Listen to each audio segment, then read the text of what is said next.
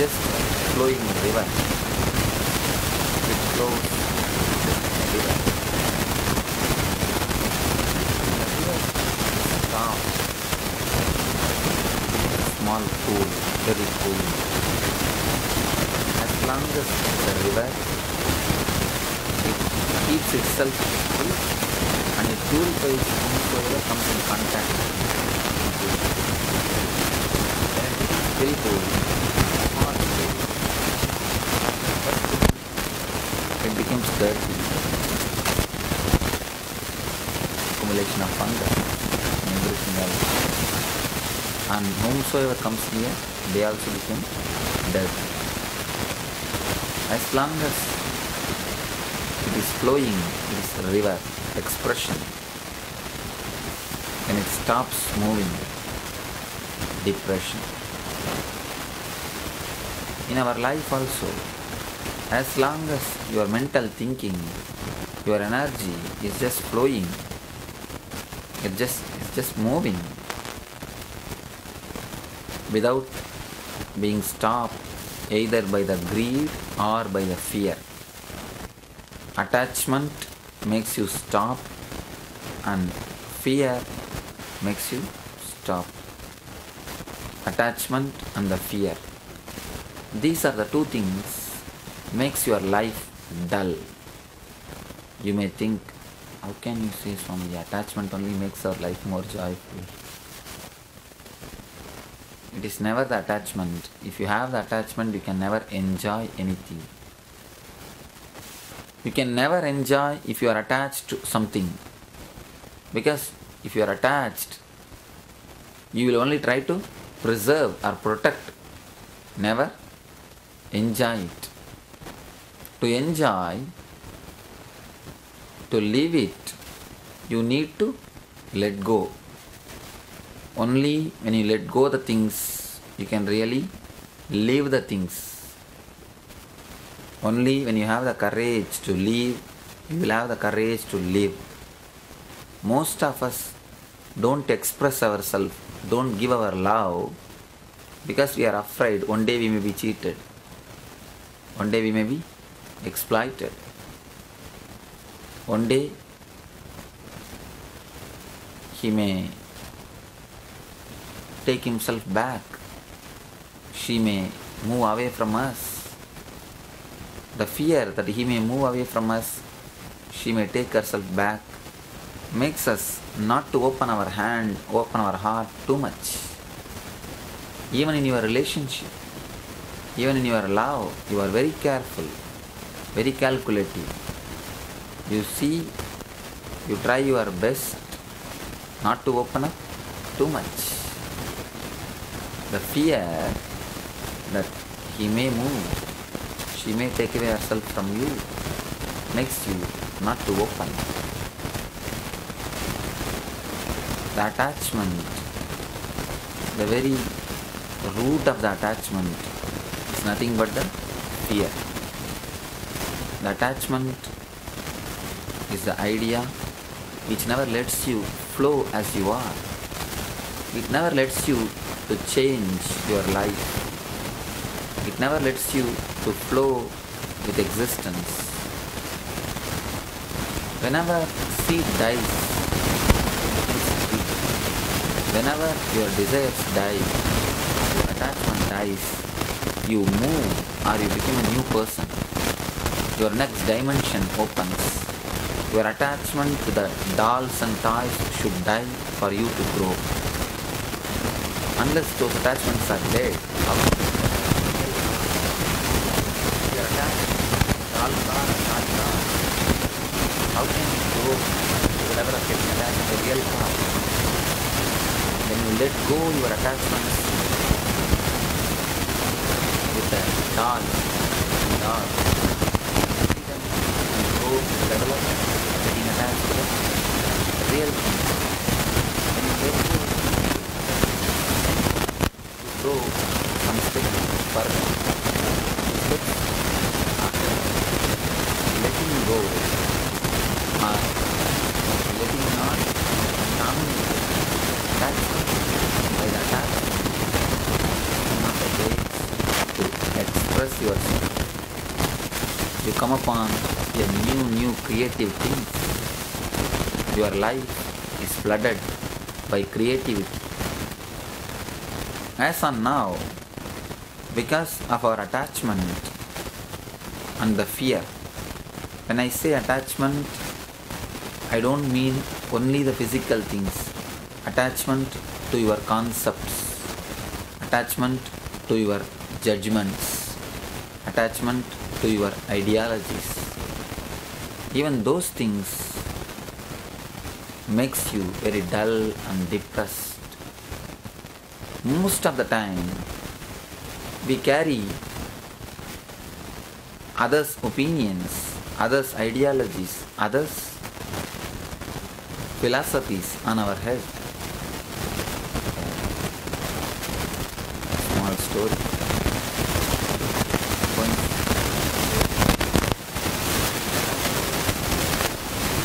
Are the people who suffer most on the planet Earth.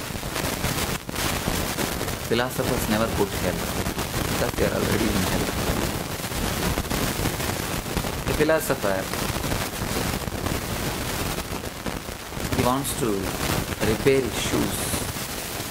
He ran to a cobbler who repairs his shoes. He asked him, "Can you repair my shoes? I have to go out and repair my shoes." Cobbler is a saint. He is a Zen master. He said, "I can barely repair it and give you, but it takes at least half an hour." The philosopher said, No, I have to go urgently, do something immediately.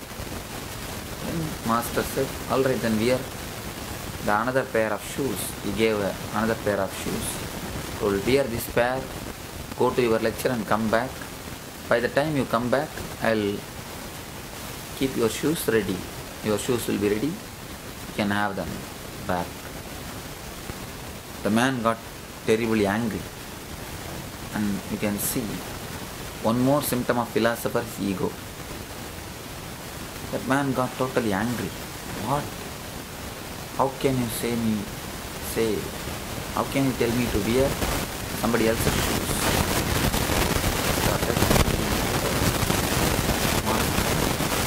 Master was very cool. When you can carry so many person's ideas and why not somebody else's shoes on your legs? This is much better than that. Most of the time, we carry everybody's ideas on our head. Others' ideologies, prejudices on our head. We get attached to the ideology and concepts. That's a beautiful saying by a Western philosopher. You cannot step into the same river twice. Because next time when you step, the river has changed. The water has changed. It is not the same water. It is not the same river. You may be stepping from the same ghat, same steps, but never into the same river.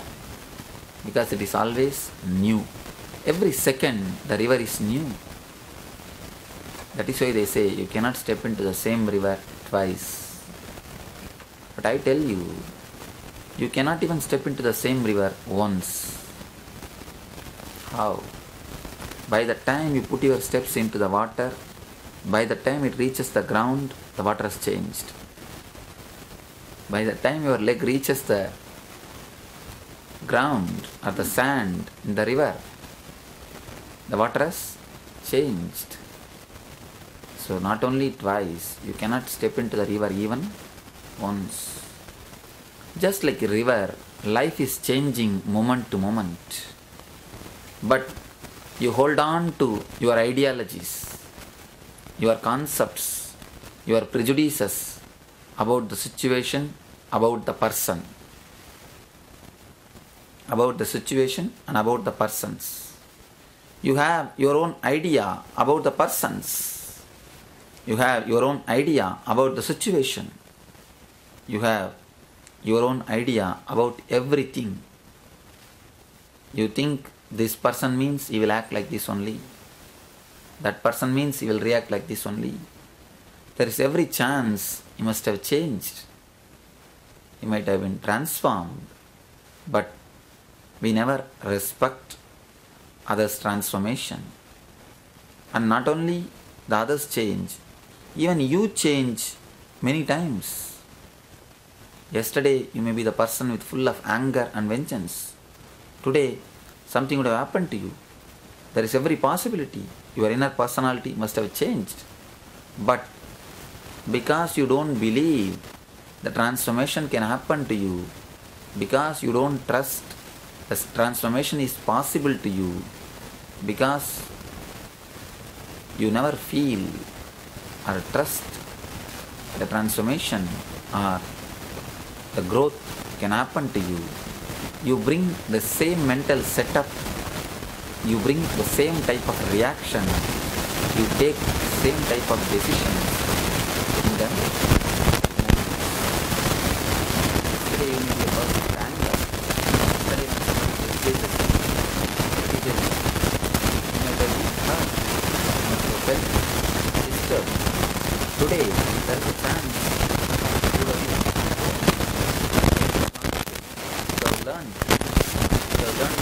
yesterday's experience, but you don't trust your inner consciousness, you don't let go your decisions, you don't change your choices because you don't trust that growth can happen to you, transformation can happen to you.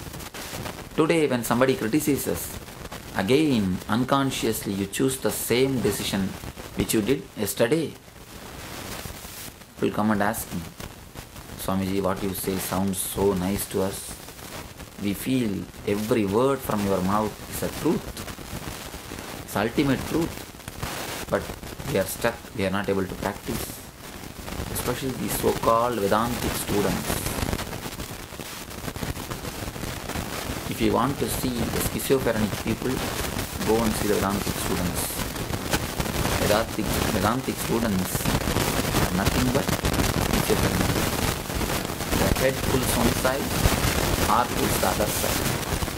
They are always in dilemma, problem. I have seen many Vedantic students, they come and tell me, Swamiji, I understand all the truth, but in practical life I am not able to put it. I am not able to have experientially. What can I do, Swami? What should I do?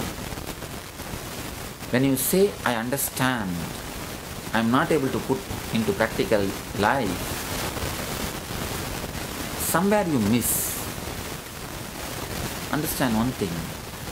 Do you say, I understand the fire will burn, but Swamiji, I am not able to resist putting my hands into the fire? You never say that. When you understand the fire will burn, automatically you keep yourself out. Even if you are touched by the fire, you run. When you follow that, why not this? First thing, there is some serious problem in your understanding. You may not have understood, but you may be posing yourself that you have understood. Next thing, after understanding some new concept, let go your old ideologies. Don't have attachment to your past decisions. Don't have attachment in the way you which lived. You have an old mental setup. You have old mental conditioning, way of reacting to the situations, way of reacting to the persons, way of reacting to the life. Your attachment to those ways of reacting to the persons, to those ways of reacting to the situations, to those ways of reacting to the life, never lets you enter into the new understanding. When you let go your old ways of reacting, your old ways of choices, when you are not attached to your old ways, to your old choices, when you let go, you'll end up with a new understanding. Any seed which decides to die only can become tree. Deciding to sprout means deciding to die. All pathfinders are path breakers. When you decide to sprout, you decide to die. Only when you decide to die as an old person, you will decide to be born as a new person, new being. Most of the time, our attachment to the concepts, to the ideologies, to the philosophies makes us not to move ahead. That is the major obstruction which makes your personality from river to the pool, from expression to depression. Depression is nothing but the mood or the mind which does not flow with the life. It is nothing but the energy of your being not able to cope up with the reality. You have two things, the imaginary life and the real life. When your imaginary being, when your concept about yourself or your concept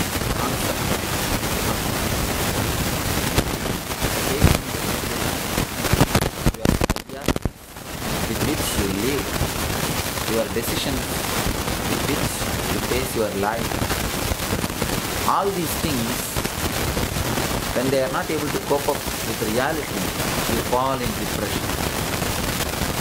Whenever your being does not meet the real life, you fall in depression. The conflict between the real life and your being, the reality and your imagination is what I call depression. Whenever you are in conflict, you are in depression.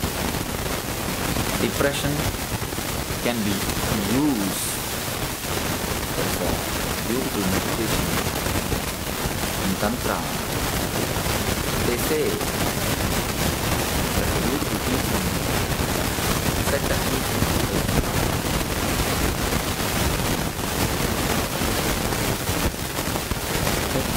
attributed to Shiva, which is written 5,000 years ago.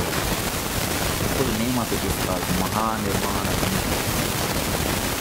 the way to attain the eternal liberation. Tantra means technique, Nirvana means liberation, Mahanirvana means eternal liberation or the ultimate liberation. The ultimate liberation, way to ultimate liberation, the technique to ultimate liberation. There is a beautiful sloka. Whenever your mind falls in depression, don't resist with it. By resisting, again you will be creating one more imagination how you should be. I have always seen worry is one problem. People start worrying about the worries. They come and tell me, Swamiji, I have too many worries, what can I do? They make one more worry out of the worries. Now, as on now, if you have 10 problems, the one more problem, 11th problem, you have so many worries. 11th problem is created by the idea that you have too many worries. Fighting with worries or resisting the worries only going to create one more worry. Again, that becomes one more stone, one more rock which stops your growth. If you are worrying, they say the worry can be used simply as a technique to reach yourself. Actually, in depression, you are more solid than in joy. So if you can use the depression as the path, you can reach your being. In depression, you can actually touch your being. Depression can become an experience of peace in you. Whenever you want the aloneness, Whenever your inner being wants little rest from your regular activities, it sends you the message. That message only is read as a depression by you. It just wants to rewind. It just wants to rest for few days or for few minutes or for few hours. But by the society, the conditioning of the society has taught you rest or relaxing means something wrong. You have an idea, you have a deep condemnation against resting or laziness. Society never wants you to rest. Society wants you to run, because only then it can use you. For the sake of utility of the society, it has created a deep guilt in you about the rewinding or the resting process. Even when you rest just to run, not for the sake of enjoying the rest.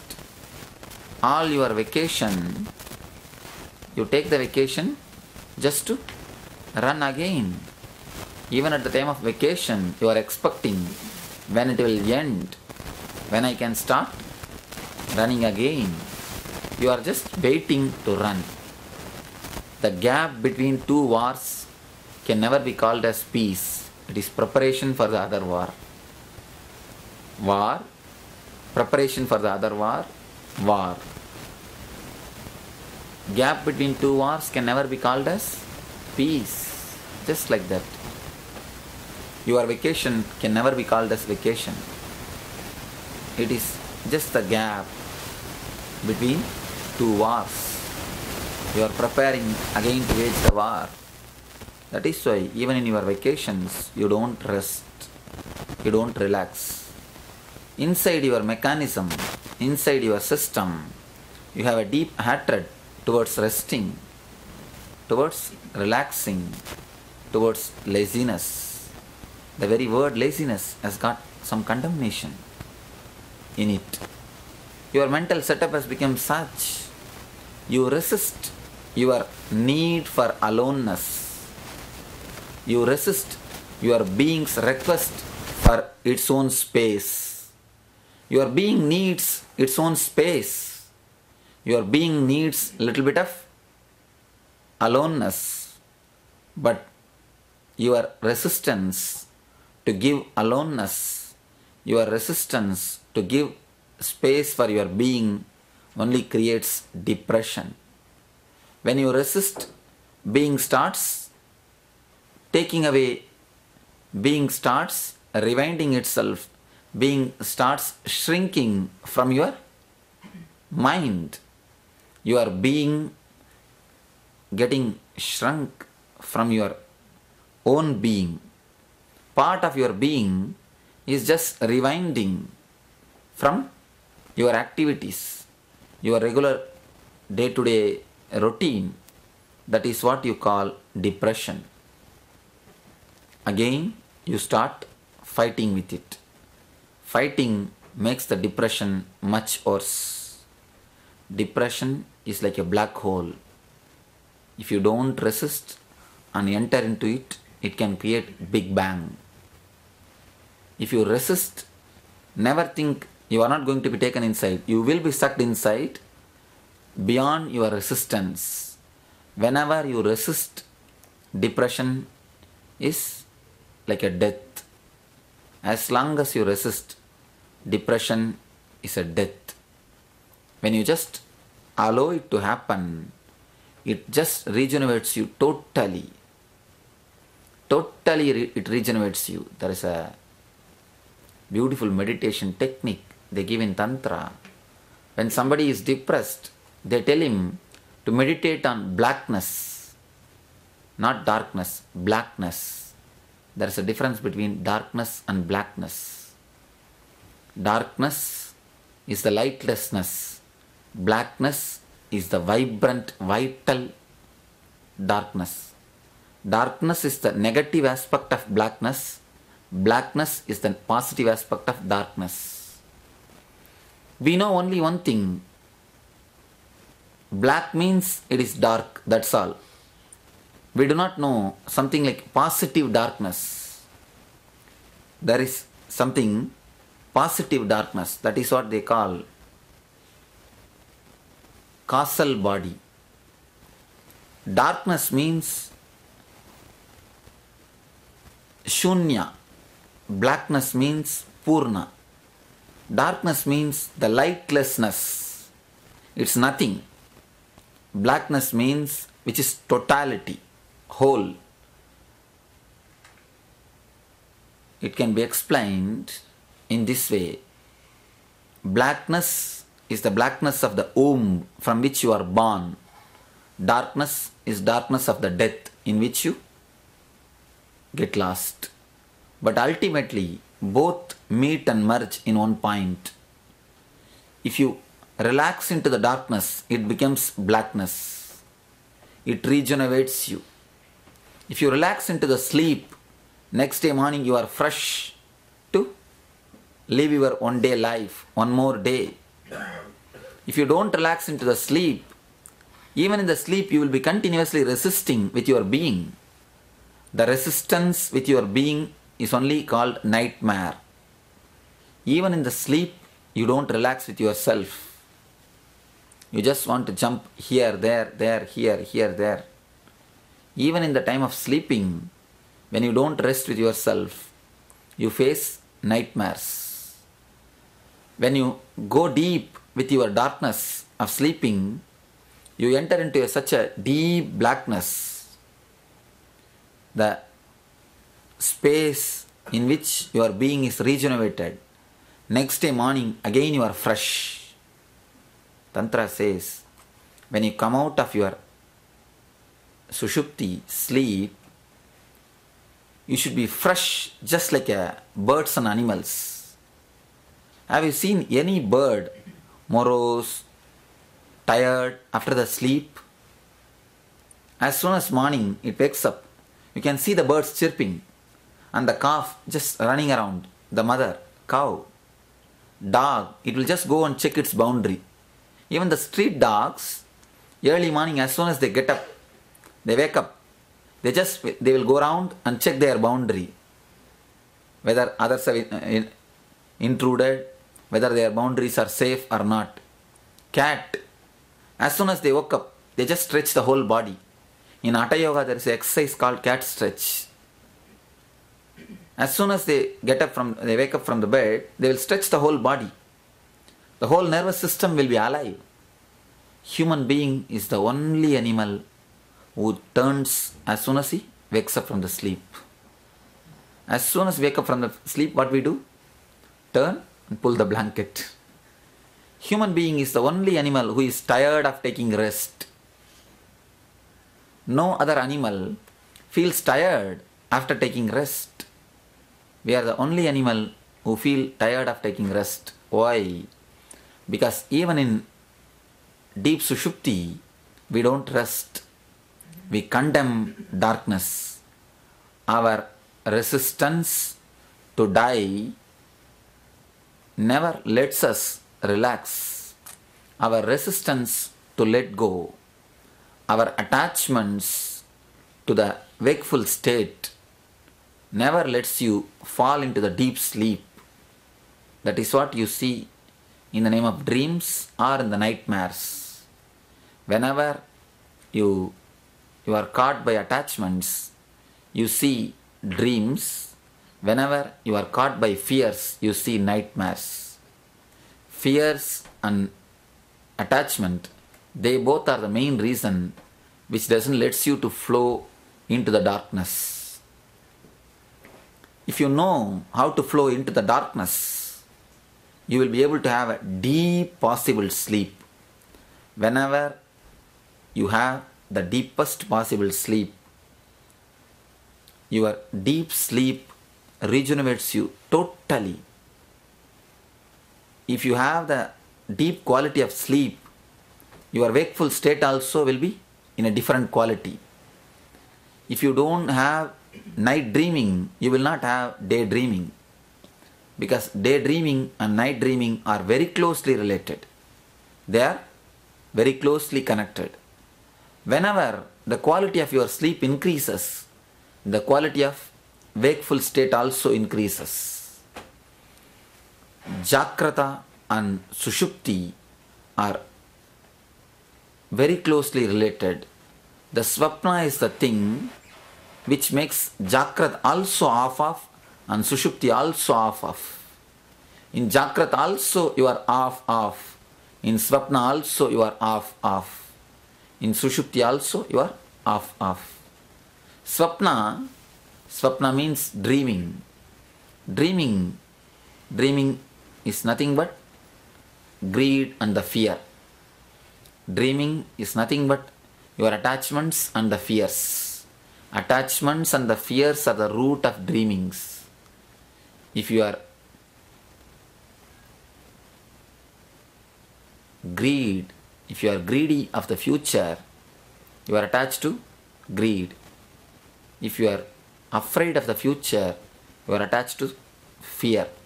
Fear and the greed are the two major reasons never lets you fall into the deep state of your being. Whenever your quality of sleep increases, whenever you enter into the Sushupti directly, whenever you don't have the dream between the Jagrat and Sushupti, you reach a new state called Jagrat Sushupti. As long as the dream is there in between, the Jagrat and Sushupti stays apart. Both are contaminated. When the dream is taken out, Jagrat and Sushupti gets united. In Jagrat also you will be total. In Sushupti also you will be total.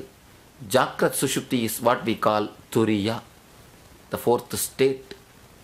Then whole 24 hours you are just flowing.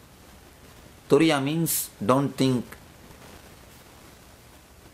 That is a different kind of state. We have a great fear towards these words, and especially these Vedantic teachers and preachers. They have spoiled the whole spirituality by giving two big meanings to these words, making them as impractical as possible. The very words makes us frightened. That is why I never use these words. Very rarely I use these Sanskrit words. Turiya, Atman, Paramatman, Nirvana. All these words I try my best to avoid because they are totally contaminated, loaded with unnecessary meanings. Instead of giving a direct explanation, they have been loaded by too much of unnecessary meanings. Tell you the simple understanding, simple way of flowing with your thoughts. When you live totally. When you leave totally. This is a simple method to taste Turiya directly. When you live totally without dreams, you will taste Turiya. When you live totally without dreams, again you will taste Turiya. Daydreaming and night dreaming are the only opposites, only enemies for Turiya. Once you throw away the guilt. Today morning, I had been to the devotee's house. He was asking me the same question, the same subject. How do we balance the outer world and the inner world? How much I am supposed to work and how much I am supposed to be in spiritual activity? I told him, as long as you try to balance, reconcile, you will be in conflict. The very idea, both are contradictory, is the contradictory in you. The very idea is wrong. Very idea that living and leaving are two contradictory things only creates trouble. When you live, you carry a guilt. Oh, I am supposed to live. I am supposed to attached only to the God. I am supposed to be a divine. I am living all these desires. What will I do? When will I grow? You carry a guilt. When you leave, again you carry a hangover of desire. I have not lived, I have not done that, I have not enjoyed this, I have not enjoyed that. How can I leave? You see, I am having so much of desires. I am being pulled towards it. What will I do? When you live also you carry desire. When you live you carry guilt. Carrying guilt and carrying desire never lets you live or live totally. Any experience which is not fulfilled in your being, half fulfilled or unfulfilled, whether it's a desire or fear or greed or lust or anger, anything, when it is unfulfilled, that just pulls you back to fulfill itself. Unfulfilled experiences have got a tremendous power, force, capacity to call you back, to pull you back to fulfill itself. Because you are fulfillment. Your basic nature is Purna. Your basic quality is fulfillment. You cannot have anything which is unfulfilled. So any desire, any emotion, any sanskar, any karma which is unfulfilled, any experience which is unfulfilled in your being pulls you back, calls you back to fulfill itself. Anything which calls you back to fulfill itself is called as karma. The pull of karma is nothing but the pull of your own thoughts, your own experiences which is unfulfilled. So anything left unfulfilled pulls you back, calls you back to fulfill itself. When you live totally, you will know how to live totally. If you know how to get depressed totally, you will know how to express yourself totally. But the very word depression has got a condemnation in it. You do not want to get depressed. You resist continuously with the depression. You resist the black hole. That is why you will never let the Big Bang happening. Big Bang is a Srishti. Black hole is a Pralaya.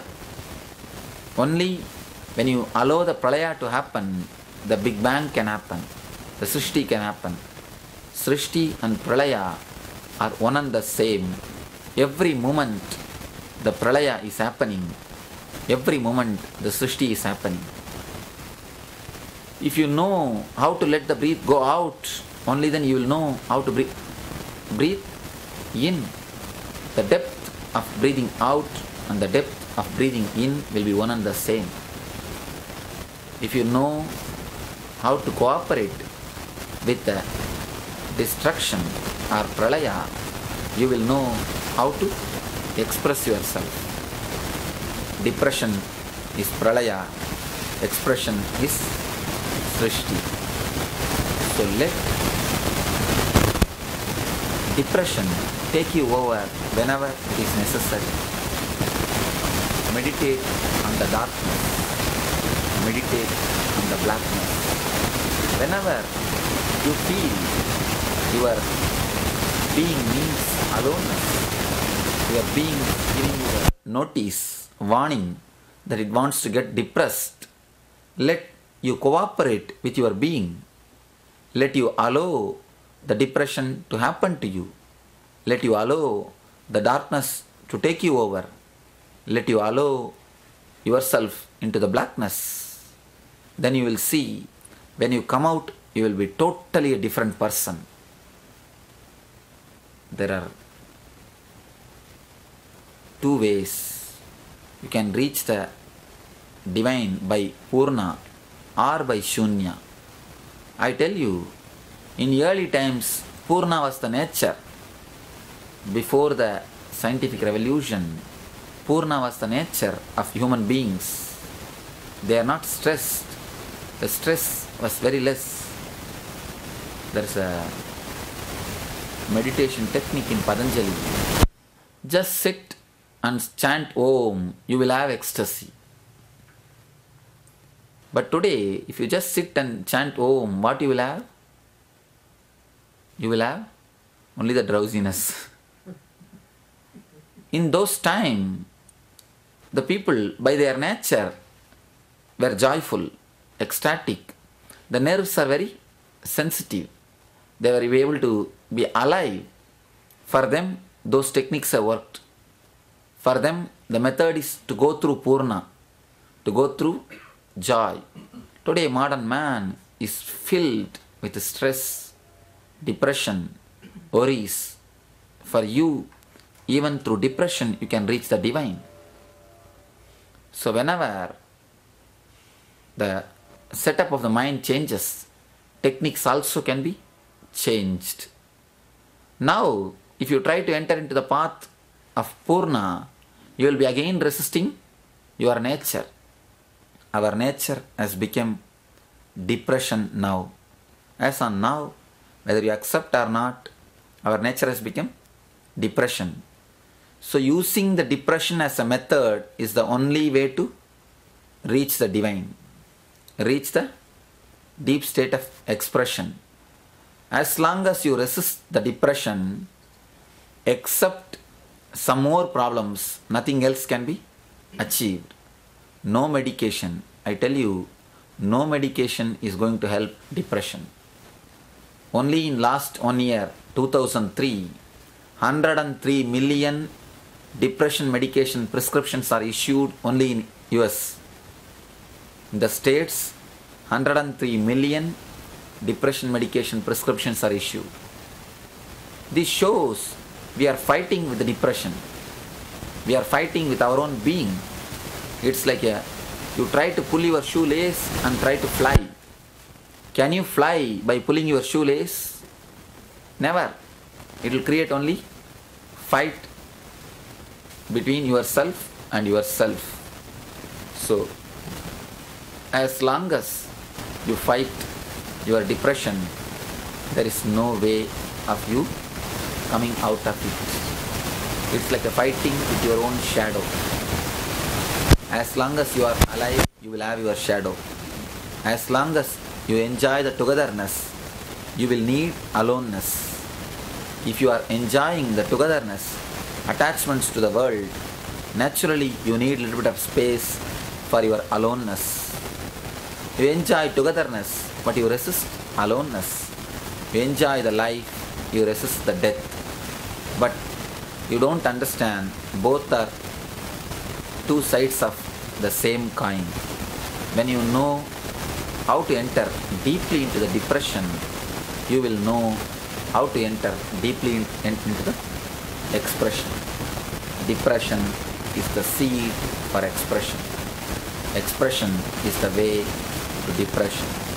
They are just cycles of life and death. They are nothing but the peak and valley of your beings. The peak of your valley, peak of your being is expression. Valley of your being is a depression. If you resist the valley, naturally you will resist the peak. The height of the peak and depth of the valley is naturally proportionate. If the height is more, the depth is going to be more.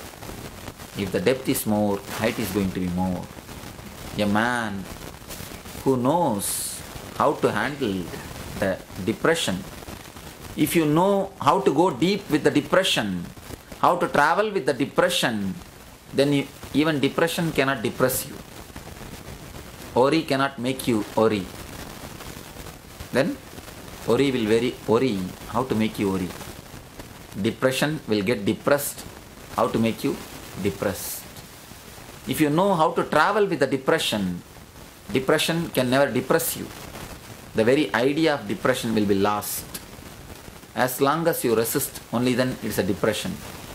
When you know how to travel with it, how to cooperate with it, how to relax with it, depression can never depress you. That is what Gita means. Sida Ushna Samadukkeshu, in the heat and cold, in the suffering and joy, maintaining the calmness. It does not mean you will try to be same in the time of expression or in the time of depression. You will just travel totally into the expression and totally into the depression. When you travel totally into the depression and totally into the expression, you don't have something called depression. The very depression disappears from your life. Cold is nothing but your resistance towards the outside temperature. Once you start living, you get habituated. It is the initial resistance towards the atmosphere or weather only is called as cold. Same way, Sita and Ushna, both are nothing but your resistance towards the atmosphere. Dukkha or the Sukha is nothing but your labels about your experiences. You can label any experience as a depression or as an expression. It is just your label which makes something as depression or something as expression. Thank you. So, I presented the subject. Your questions are welcome. We'll try to respond.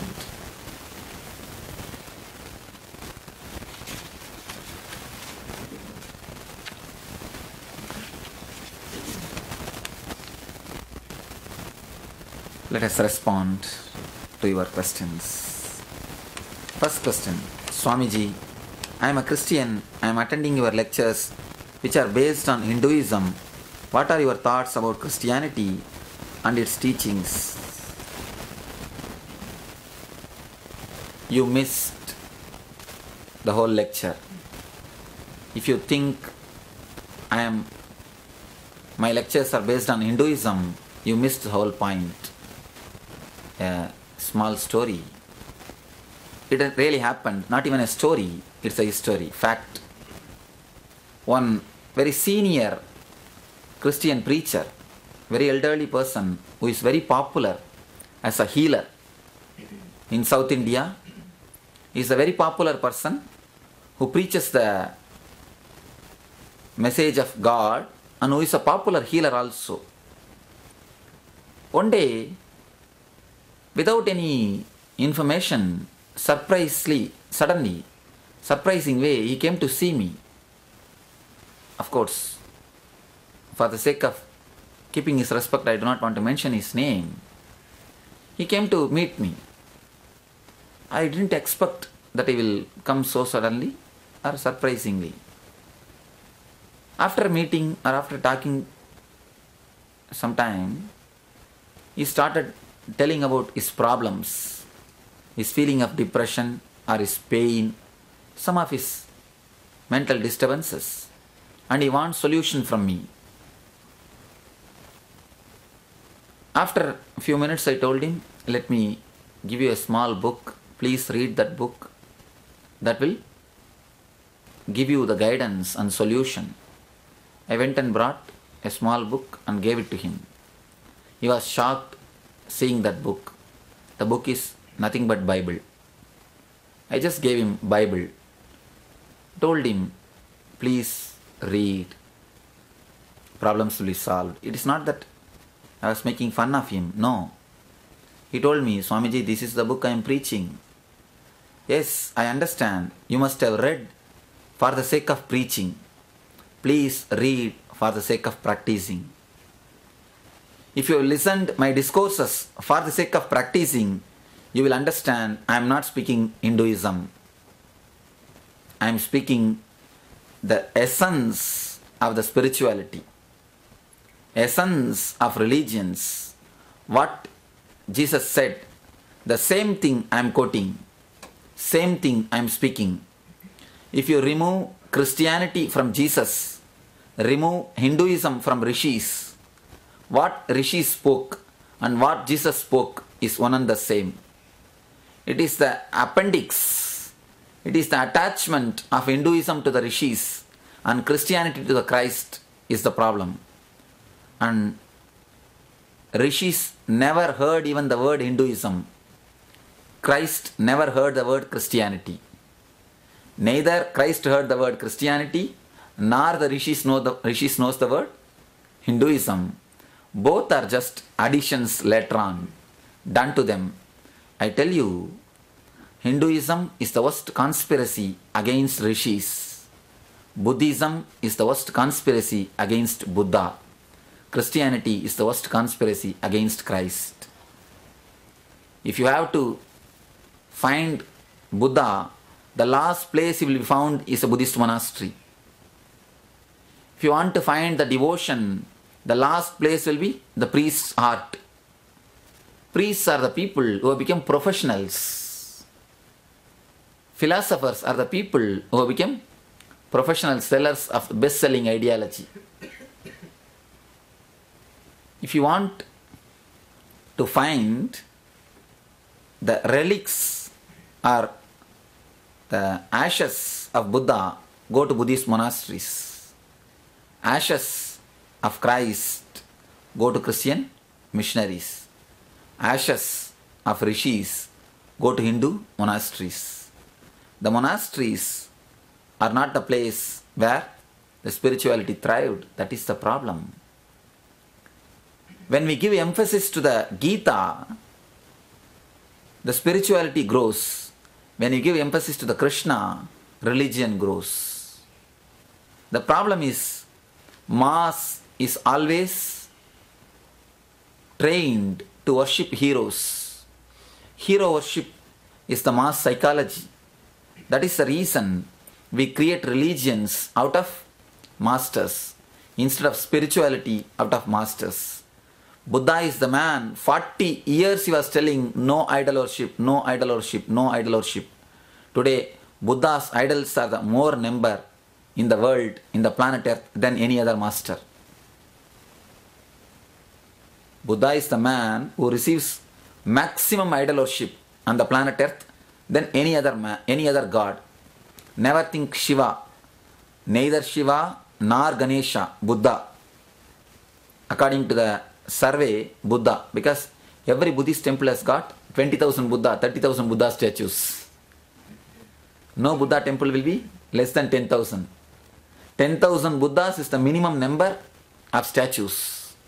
Buddha is the man throughout his life preached against idol worship. Just the moment Buddha died, Buddhism started erecting statues of Buddha. And what size?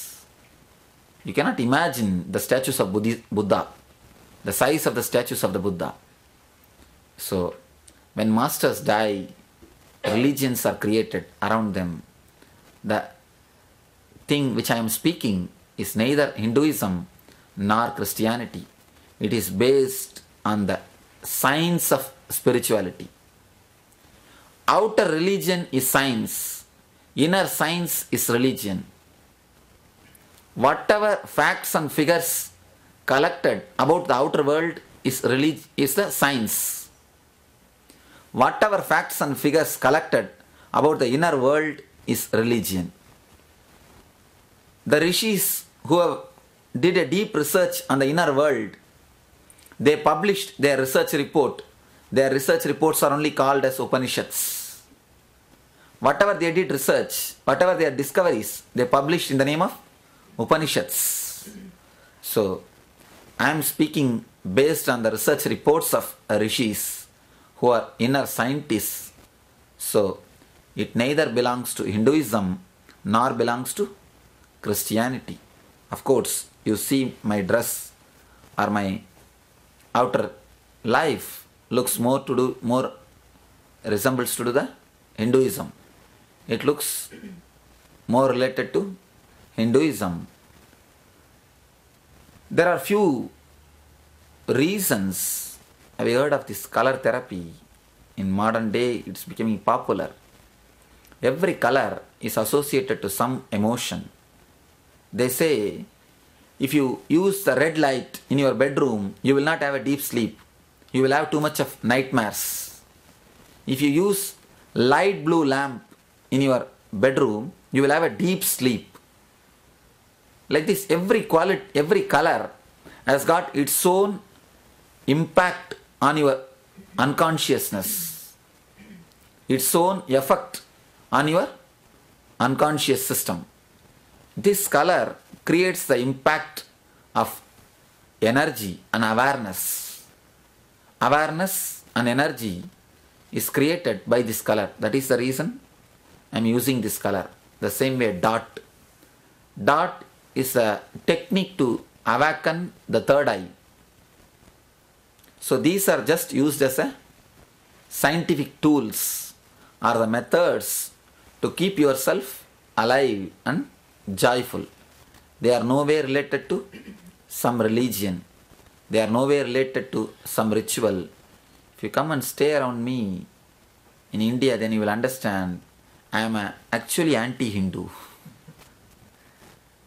When you live around me, you will understand our ashram is the place where there is no rituals happens. I can't even say I am anti-Hindu. I am above Hinduism. Even anti-Hinduism is nothing above Hinduism. It's again one more religion, one more sect.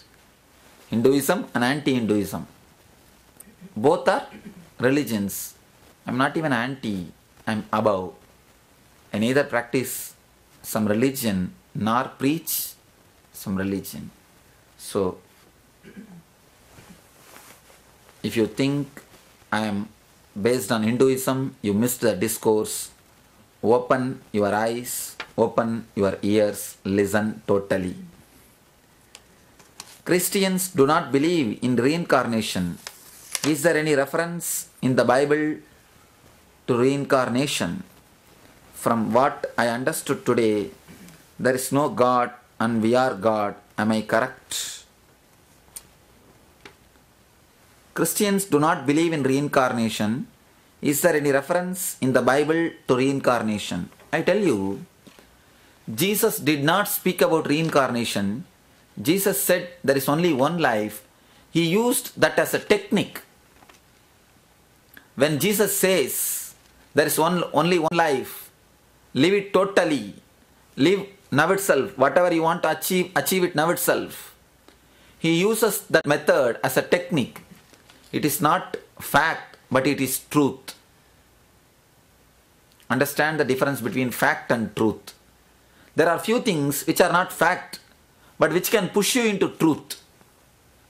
He is just urging you, don't postpone understanding about life or reaching the state of enlightenment, reaching the state of Christ consciousness. Don't postpone it. If you have an idea, you have so many lives. We always tell, many people come and tell me, Swamiji, meditation is not for me, at least in this Janma. Let me practice next Janma. So the postponing, laziness, if you can't practice in this Janma, how do you expect you will practice next Janma? You will learn only how to postpone. Once you learn how to postpone, you master the art of postponing. The eternal postponement happens. Now or never. To give you the inspiration, now or never. To give you the feeling of urgency. Your urge should become urgent. Your questions should become questions. To make you urgent about the spiritual growth. To make you more thirsty, spiritual energy, spiritual practice, to make you grow. Theory of one life, theory of no incarnation, theory of no birth after death is also a technique. It's a method used by Jesus, used by some of the mystics to put you into the real seeking, to make you grow spiritually. There is a beautiful saying by George Gurdjieff, a great enlightened master who lived in Russia. He says, there is no soul, you have to create your soul. What he means, he doesn't mean the fact, he means the truth. He is inspiring you to practice meditation. He is inspiring you to get into the spiritual experience. Of course, in a way, as long as you have not experienced whether soul is there or not, it is no way useful for you.